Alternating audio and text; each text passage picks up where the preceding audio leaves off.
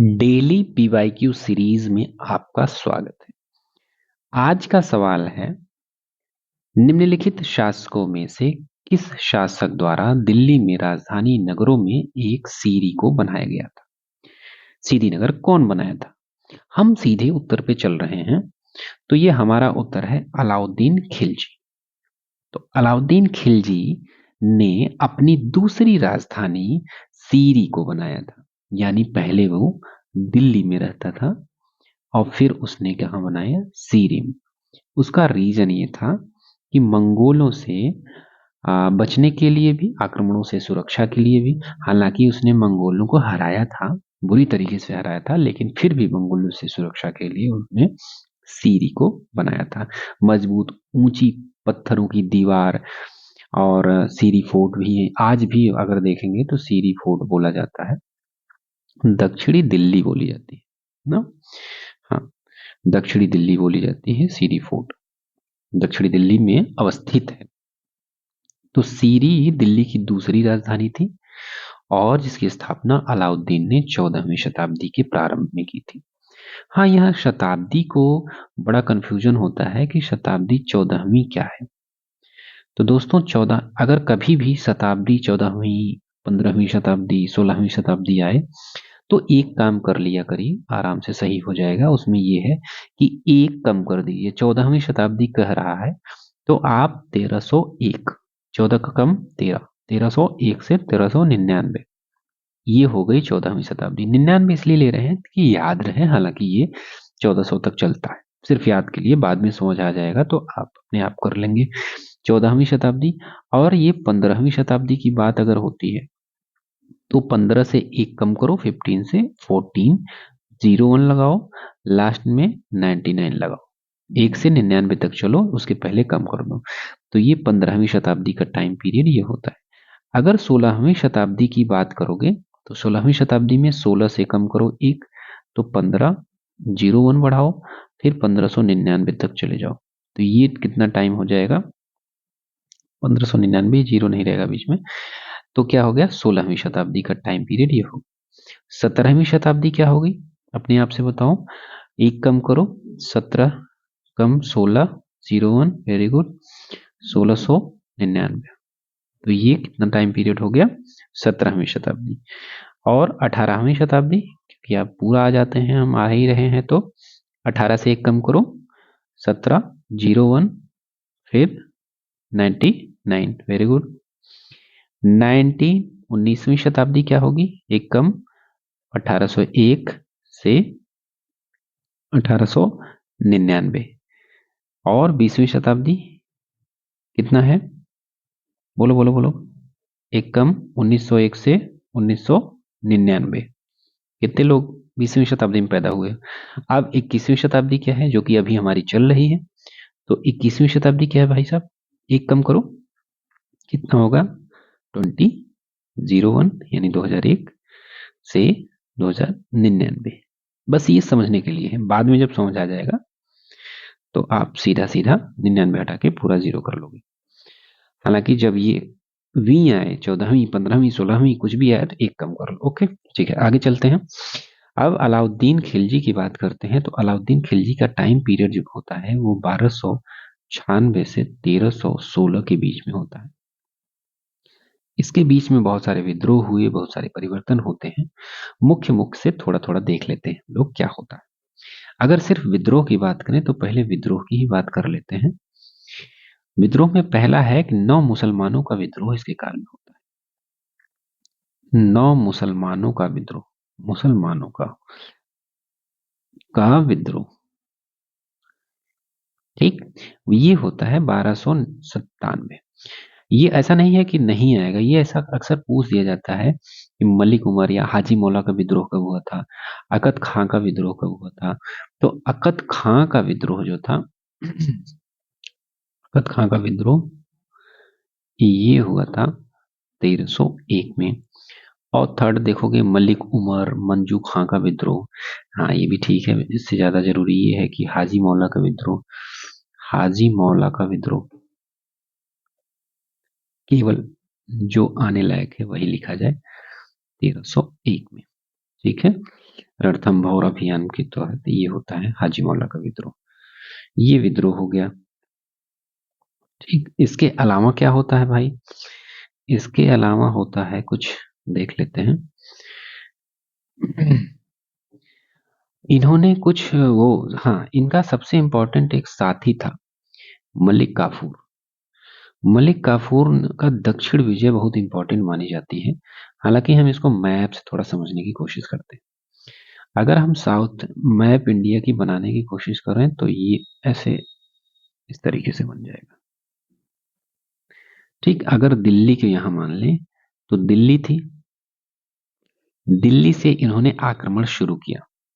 तो पहला आक्रमण देवगिरी की करते हैं। तो देवगिरी लगभग यहाँ पे आसपास आता है। तो पहले हम नंबरिंग कर ले रहे हैं। एक देवगिरी हो जाएगा।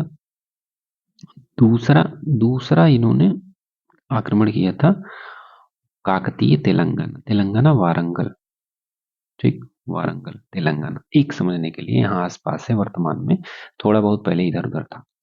और चौथा तीसरा हो, यहाँ पे एक माबर अभियान होता है। हालांकि इसके पहले इन्होंने थोड़ा सा द्वार समुद्र यहाँ पे भी आक्रमण किया था। तो ये हो गया 3 4। अब 4 को अलग अलग समझते हैं। पहला जो अभियान था इनका, ये 1308 में था। कहाँ था? किसके? देवगिरी के, देवगिरी पर। और उस टाइम शासक था रामचंद्र देव, रामचंद्र देव। दूसरी बात ये होती है काकतीय शासक, काकतीय रुद्र प्रताप शासक था यहाँ। और वारंगल, काकतीय वारंगल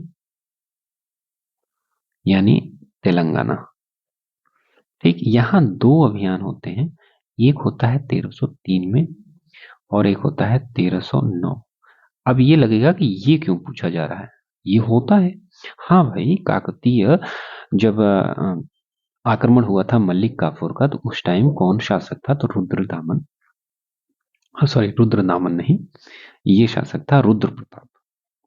तो कब हुआ था? 1310। इसमें मलिक काफूर था। और 1303 वाले में था फखरुद्दीन जौना और छज्जू, ये 2 लोग। और तीसरा अभियान होता है होयसल या द्वार समुद्र। होयसल, इसकी राजधानी द्वार समुद्र पर। ये होता है, यहाँ का शासक होता है वीर बल्लाल सेकंड। मलिक काफूर इसको 1310 में जीत लेता है। 1310 में मलिक काफूर। ठीक, ये हो गया। इसके अलावा ये लास्ट में 4th आता है, ये पांड्य देश था। पांड्य यानी माबर अभियान, माबर अभियान बोलते हैं इसको। पांड्य बोला जाता था, पांड्यन देश। पांड्यों की राजधानी जानी है। तो वीर सुंदर पांड्य यहाँ का शासक था। हालांकि इसको हरा नहीं पाता, हरा देते हैं लेकिन राजनीतिक रूप से जीत नहीं माना जाता, क्योंकि ये भाग जाता है जंगलों में, इसको फिर मिलता नहीं है।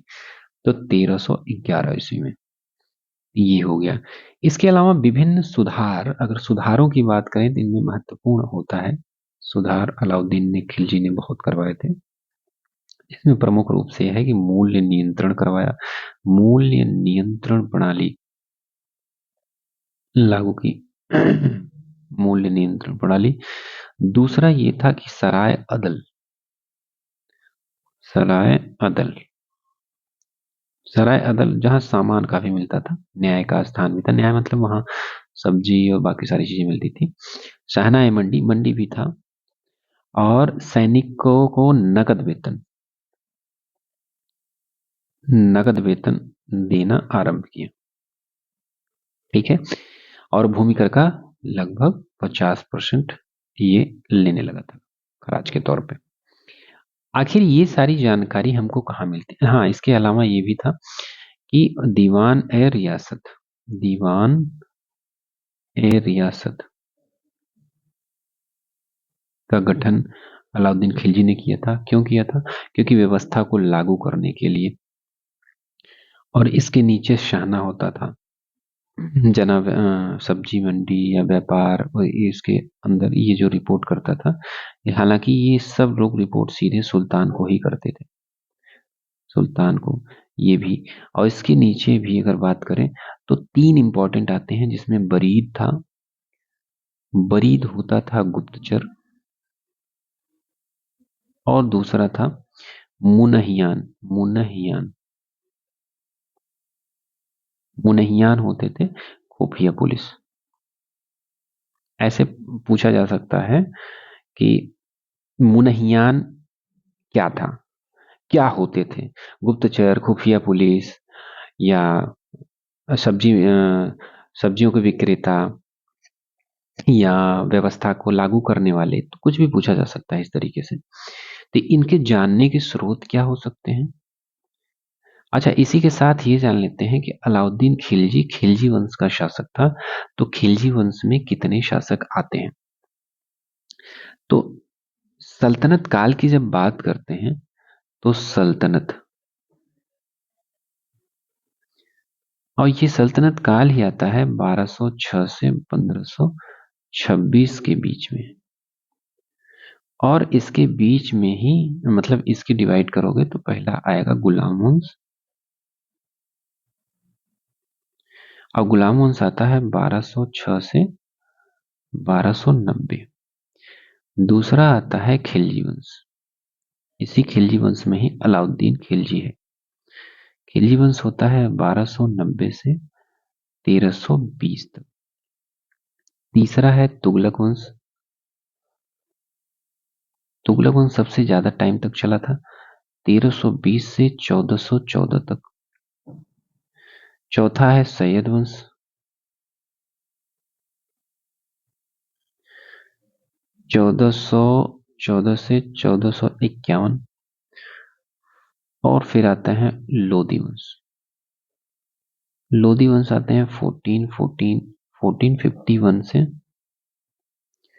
1451 टू 1526, पानीपत का प्रथम युद्ध तक चलता है। हम आज इसकी बात कर रहे हैं, खिलजी वंश की। और खिलजी वंश में प्रथम शासक कौन था, तो ये थे जलालुद्दीन खिलजी। एक मिनट, तो प्रथम थे जलालुद्दीन खिलजी।